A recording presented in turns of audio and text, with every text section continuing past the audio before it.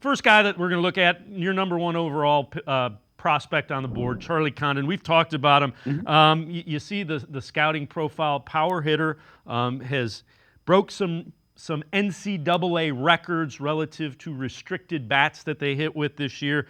Top comp, they have Richie Sexson. Guardians fans will remember him from his Indian days. Also, Chris Bryant, Jason Worth, and Jorge Solar mentioned as potential comps. What do you like about Condon? What have you seen about Condon? It's a guy that, by all accounts, has worked his tail off, has gone from Yeah. a guy that redshirted to, potentially number one overall draft. Unrecruited out of high school. It's amazing to think that he could do that. And a couple of years later, he is setting what we sort of think of as the modern record for home runs in a single season in the NCAA. Won the Golden Spikes Award. Really great, broad mix of skills, along with a great body and athleticism. Kind of everything you're typically looking for when you're drafting at the top. If you pick first, you want upside. The history of the baseball draft, and particularly the first overall pick, is you've got the best chance to get a superstar there. That's your Alex Rodriguez's and your Ken Griffey Jr.'s and Adley Rutschman, who I think has kind of turned into a superstar. Maybe he's not a household name, but he's turned into a really great player. Condon, he's 6'6". He's very athletic. He's played up the middle. I don't think he's going to end up there, but he played center field a lot this year for Georgia, and I thought he looked okay. Not maybe major league center field, but the fact that he looked good enough there says to me, well, he can go to a corner and he's going to be pretty good there. Runs well for a guy his size. The power's real. It's really good contact quality.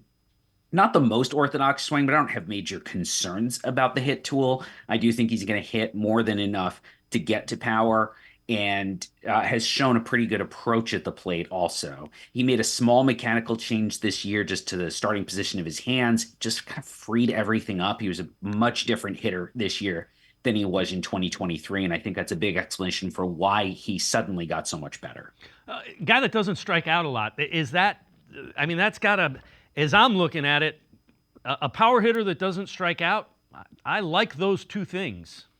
Yes. Doesn't strike out, doesn't swing and miss too, because we do see him. We're probably going to talk about another power hitter at some point who doesn't strike out a lot, but does have more swing and miss in the profile. You look at professional baseball now. I was going to say the majors, but even I spent a lot of time looking at the minors too. Everybody throws hard. Everybody's got pitch design, and people have got these high spin breaking balls and sweepers. And look, it's people strike out a lot in the minors. And so the easiest way to separate yourself as a hitting prospect is to show you can make a lot of contact. And once you can do that, then a lot of teams say, well, we can unlock more power. We can make little swing changes. We can get you stronger.